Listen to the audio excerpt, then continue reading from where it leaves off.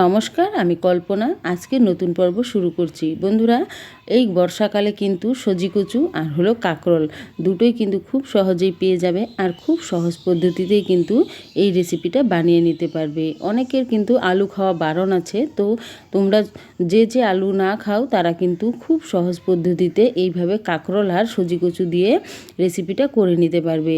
আর এমনিতেও সবাই খেতে পারবে, কিন্তু যারা আলু খায় না তাদের জন্য ভীষণ উপকার হবে এই রেসিপিটা করে খেতে। এখানে আমি রুই মাছ নিয়ে নিয়েছি।